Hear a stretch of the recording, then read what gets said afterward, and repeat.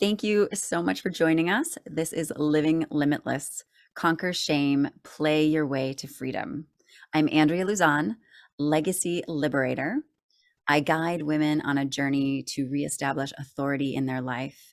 I do this with them as a partner through biofield therapy and sacred freedom coaching. Today, we have with us to talk about Living Limitless, Jenny Hahn. Welcome, Jenny. Please introduce yourself. Thank you, Andrea. Hi, everyone. I'm Jenny Hahn. I'm an artist and a workshop facilitator, and I've been painting for professionally for about 20 years now. I lead others in tapping their inherent creativity, and yeah, my work is collected around the world, and I just recently released an oracle deck, and I have another one on the way now. So yeah, all about living my creativity and putting it out into the world, overcoming fear and just being true to who I am. And Yes, you have been an inspiration to me because I remember I was coordinating events at a large church here in the Kansas City area. And you were, I think that you were doing graphic design, but I'm sure you were doing so much more than that, like web and graphics and things like that. And I remember you sharing with me that you had already gone part-time and that your goal was to be fully employed as an artist. And I just remembered thinking, whoa, like at the time where my risk averseness at the time was thinking, oh, that sounds so intimidating. And then here you have been for many years. I think even within a year of you declaring that when we met, you were out and doing it. yeah, I just realized the other day that it's actually, it's been 10 years. All of a sudden, like, whoop, right there, 10 years. And yeah, it's funny because, and I mentioned this in a post, but in the beginning, I literally had nightmares every night about like crashing in a plane that didn't have any wings. And I thought, well, how appropriate is that and symbolic, of like taking that leap and trusting, even if we feel we don't have wings yet. And and I joke about it because it's kind of felt like this very slow, I'm like all scared and tense, but it's been this really slow, like you feel like you're falling slowly, and then it's like, and then somehow you figure it out, and the wings do arrive. And so yeah, it's just we make it work. And all of a sudden 10 years have passed, and it's like, wow, how did that happen? Right. Yeah, and And you're still doing it and like you're soaring and you're flying. That's so interesting. Oh my gosh, I heard a quote one time because I really appreciate the flying analogy and how that showed up in your dream. Someone was saying, oh gosh, the spider leaps like before the web arrives or something like that. How a spider has to like let itself fall the first time, and then it has to go back up and, turn direction and it slowly builds the web. But there has to be that leap of faith for that yeah. web to ever get built. Otherwise, the spider would just stay on a branch and like starve to death. Right. Right. Well, and it's really interesting because, there's this fear of crashing, but I think it was Pema Chodron who says like there's no ground to actually land on. If you can get comfortable with the groundlessness, that yeah, it's that trusting, and that's that just not needing the ground to stand on. Mm, Yeah, it takes yeah. it takes a lot of faith and a lot of trust in oneself. And that is a process. Like that's something that develops over time. Yeah. And just working with the internal obstacles that come up, and the external obstacles, of course, but all the internal stories and everything that shows up along the way. Yeah. Are you open to sharing any of the hurdles that you've overcome? And have you had any epiphanies about how an external hurdle was kind of coming from inside, like from misbeliefs or stories that you had clung to from the past? Yes, absolutely. I mean, that's basically what most of the hurdles have been for me, is the internal ones. So yeah, just the stories of the not enoughness. I mean, that's something that for I'd say for most, if not all creatives, which I believe we're all inherently creative in our own ways, I don't know that the imposter syndrome ever fully goes away. Like that is something that's always there. I think if artists are really honest about it, like that's something that is part of the creative struggle always. And so really looking at that and getting curious about what are the beliefs I have about myself, especially when we are being channels in a way for something greater than ourselves. It's like, well, who am I? Who am I to when we're operating from like the little ego mind? It's like, well, the ego mind isn't the life force creativity that's flowing through us. It's the part that thinks it's in control, but getting out of the way of that and the limitations that go with it, the smallness. It's quite humbling to get into that flow, but it can be very difficult to get there because of the stories, the limitations, and the smallness that we stay in, that we stay comfortable in, because it is, I believe, it is a self-protection, because realistically, it is scary. It is scary to go beyond ourselves and trust something even bigger and greater, that we could be a conduit for that. Yeah. Wow. I just experienced a retreat last weekend, and that word vessel that keeps coming up. And so I feel like I get to repeat it right now because you just said it. And it's something I guess I knew that messages came through and that I'm meant for something greater. And yet that word vessel has felt like something out of reach and like something, oh, that applies to so and so, you know. And then the more I do this work and the more I have kind of sat with that word and looked at what I'm creating and what I stand for, and then this word vessel, I'm like, oh my gosh, that really does apply to everyone.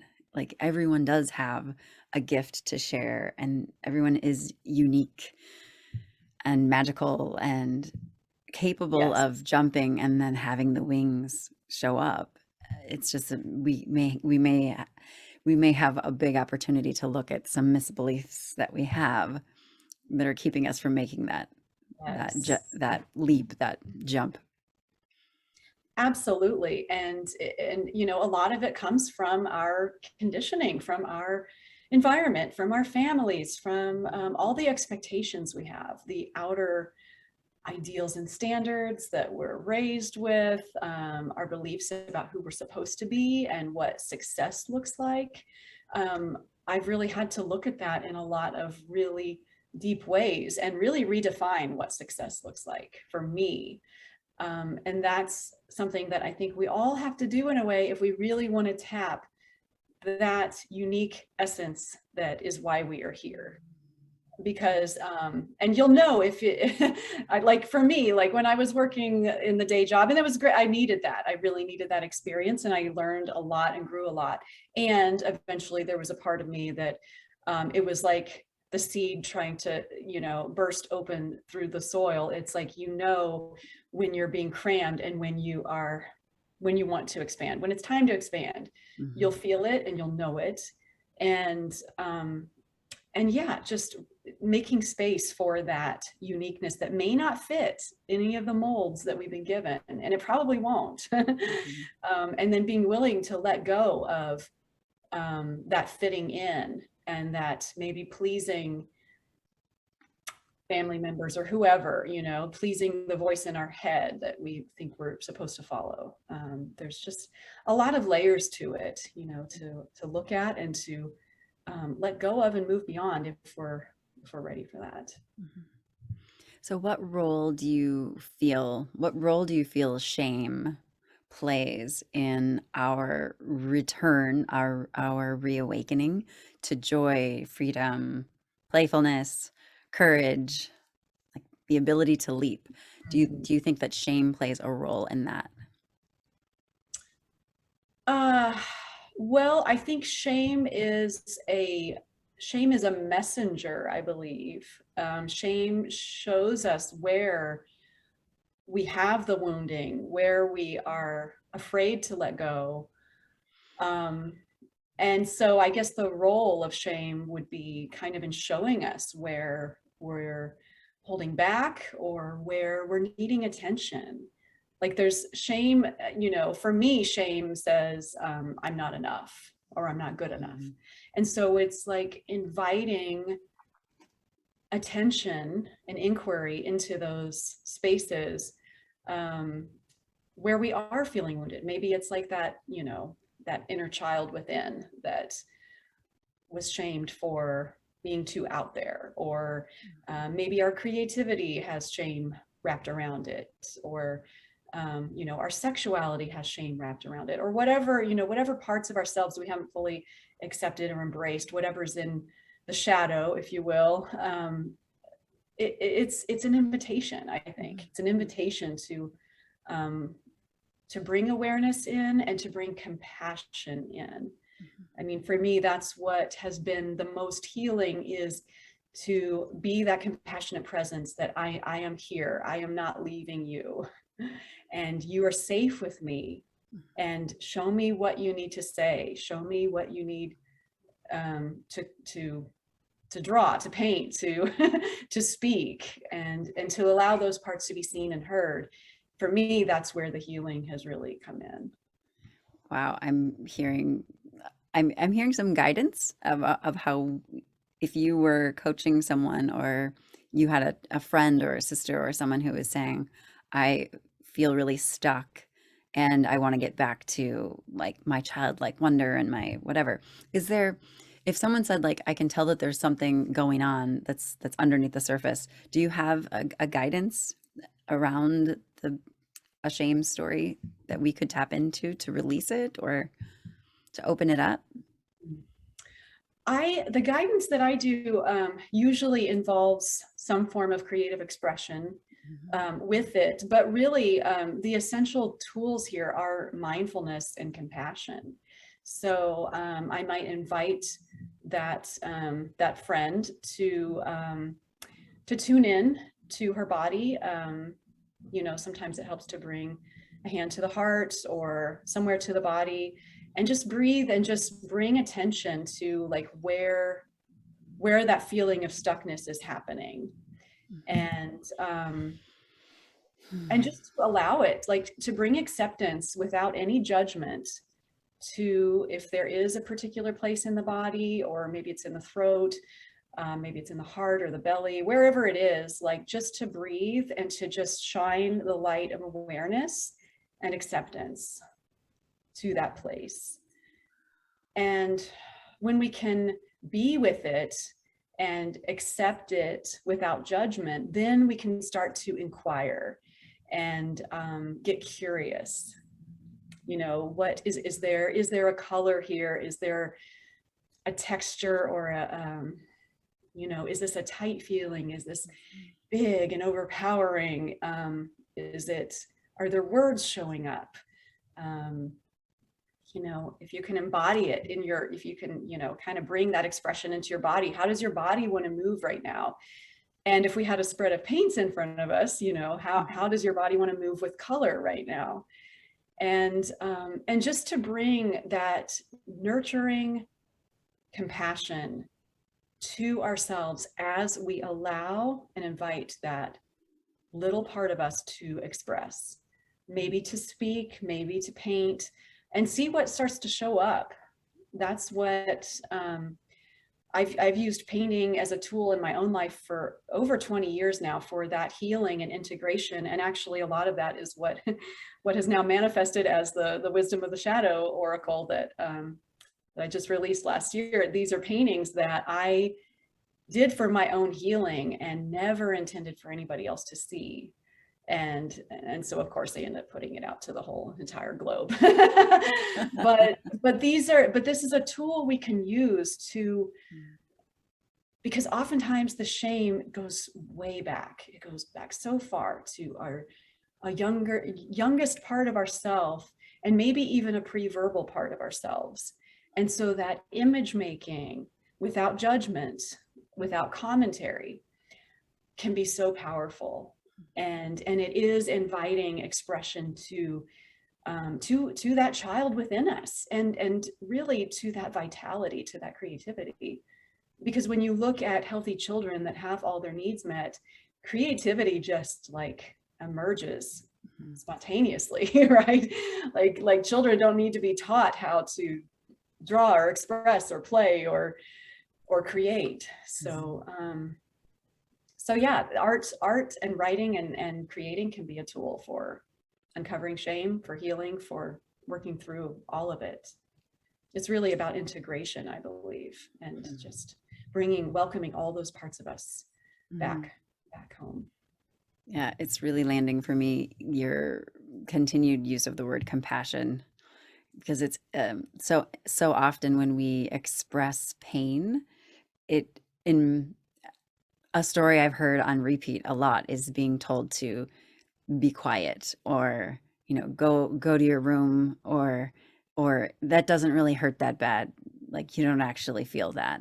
So it's like it's almost like our minds have been trained to not express or to not address pain or stuckness or feeling alone, and then to use the word compassion.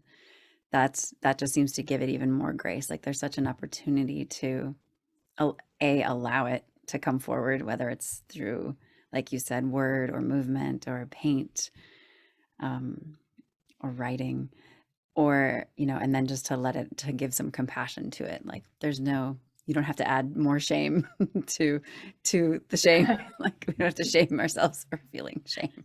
Yes, yes. That's what the Buddha used to refer to as a second arrow. It's like we've already been stabbed once, and then we take the next one, and like with our judgment of whatever the experience is that we're having. And it's like, no, Mm, can we just sit with whatever this pain is we're having, and like just, yeah, not add to the pain mhm. through our resistance, through our judgment, through more shame, like you said. So yeah, yeah, but just Yeah. bring that compassion. And yes, the mind is going to judge, like that's part of, but just noticing that too. And that's where I feel like bringing hands to the body, Mhm. wherever that is, like that can be so helpful, because it's not, that's like bypassing the mind even. It's like, I'm here, whatever this is, whatever this pain is, I'm here. Mhm. And just being with that. Yeah, that's self-love. You mean don't just like get busy and like start raking the lawn, or drive to get a coffee, or Well, start. yes, I've tried all that too. I've noticed that one of my vices in the past has been busyness, like that, feeling empowered by your to-do list, like feeling like, oh, I have control over my life, because I'm so busy. Oh, sister, yeah. And yet not giving myself the time to feel my feelings, maybe have those conversations with myself, my inner child, my husband, maybe a friend who I've been disconnected with for a long time, slowing down and actually honoring those feelings and having those conversations, or moving or painting or whatever.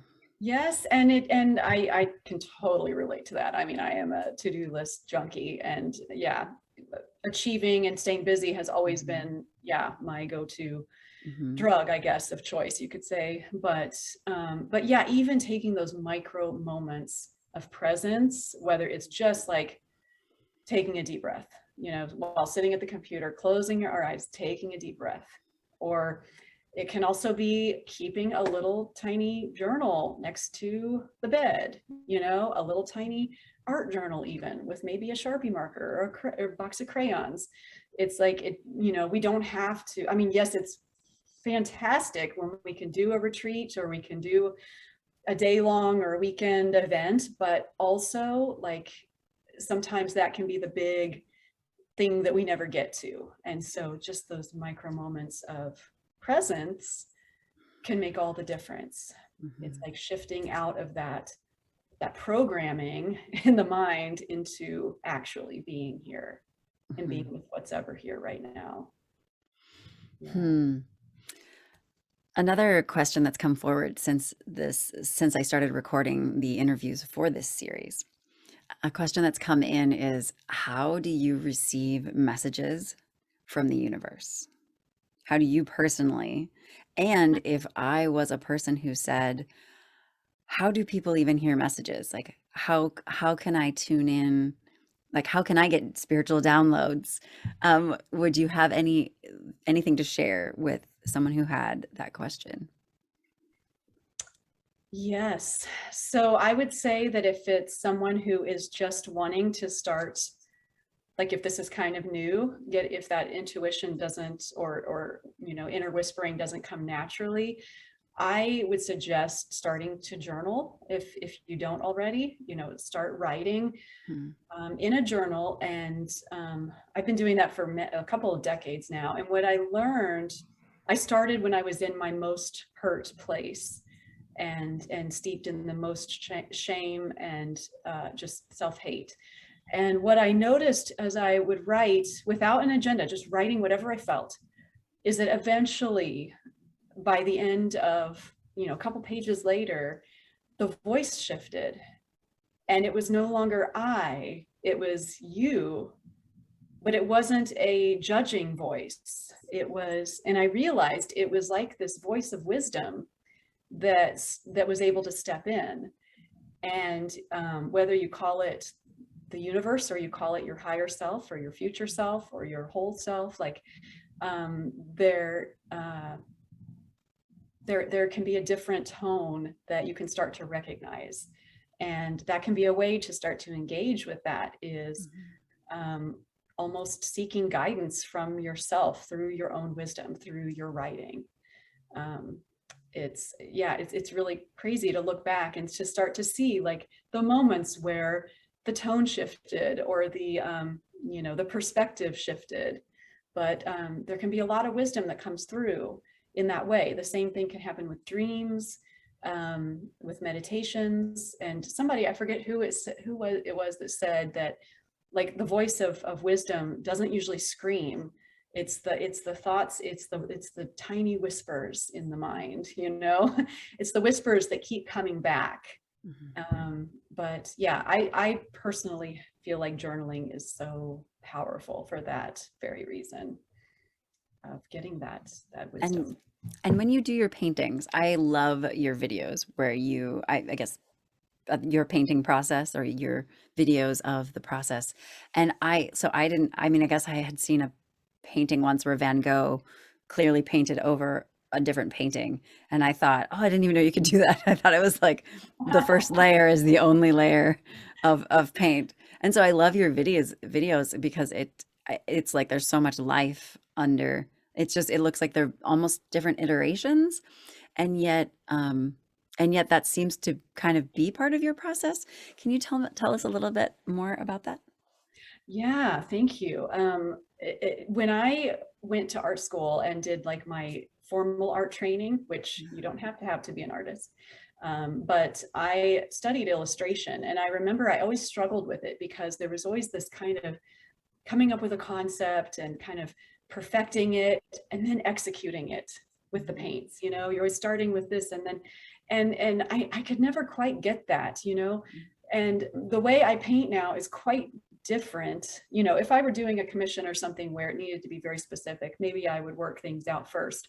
But the way I paint that feels most like my soul expressing through is to literally start moving with color and allow it to emerge. And now that takes a lot longer. So I'm not fast, but there are many, many layers. There can be 25 different layers possibly. But it's like the painting works itself out and I get to show up and trust.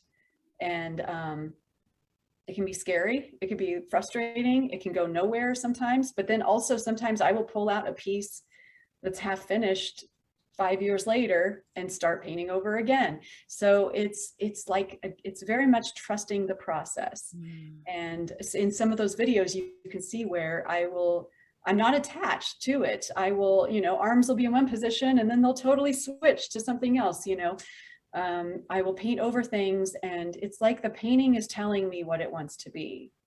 And it's beautiful when I actually allow it to happen. Oftentimes my mind gets in there too much, and it's just a very frustrating start and stop, start and stop. But in those moments of release and flow, it's like that is when I truly am a vessel, and the painting is telling me what it wants to be. Wow. That sounds like the epitome of magic. It does Magical. feel like it at the time. Mhm. That Magical and wise, wise and yet so trusting. Like wise, like you've been around for forever, like you're ancient. And then also wise in the sense of like trusting like a newborn baby just trusts that, it's going to yes. be fed and, you know, it's Yeah, safe. It's safe. it takes some beginner's mind there, Mhm. and that is the alchemy of art, I believe, is what you just said. It's both. It's the wisdom and it's the newness and trust, all mixed together in one alchemical pot. Yeah. Yeah, That's is the magic of remarkable. creativity, and we all are vessels to that. It's I'm guessing that a lot of you listening and viewing today might have the stories of, well, but I'm not an artist. I don't have a creative bone in my body. I can't draw a straight line, blah, blah, blah. There's all those messages that we've picked up and all those things we say and tell ourselves. And I just want to say that creativity, it is magic, and it is vitality. It is the very life force expressing in our bodies. And it doesn't just look like paint on canvas. Creativity is how we live our lives. It is the words that speak through our mouths. It is everything around us. It is creativity is life. Mhm. So we don't have to be a professional artist to be living and expressing our creativity. Here, here. I'd love to just turn the camera right now towards my craft area, which is like about 10 feet that way. And Yeah. it has actually kind of been taken over by my children lately, so it is a disaster. But it's like popsicle sticks and beads and glue and acrylic and glue guns, and for some reason the hand drill is out as well. I'm a little Yes, concerned, like hand all tools. tools. Yes. Yes. But Yeah. yeah, so I agree. And then stepping back into that time, like the kids will say, so, mommy, will you paint with me? Or mommy, will you, glue with me, make a picture with me? It's something that really feeds my soul and something I get to create more space for. Yes. And kids are great reminders for that, that Mhm. they are, in the moment, and they want us to create with them. And they're great reminders of what it feels Mhm. like to play and to create and to actually make time, even if it is just 10 or 15 minutes. Yes. Yes. Yeah. My understanding is that you might have a gift that you would like to share with our audience. Would you like to tell us about it?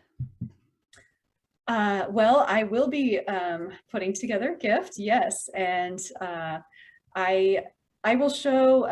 I can show right now, like a preview of what will be included in that. I So, I can attempt that. Or let's see, I'm like, hold on. Participants. How do I do that? Is it something you oh wanted to screen no, share? I'm just gonna hold Oh, okay. it.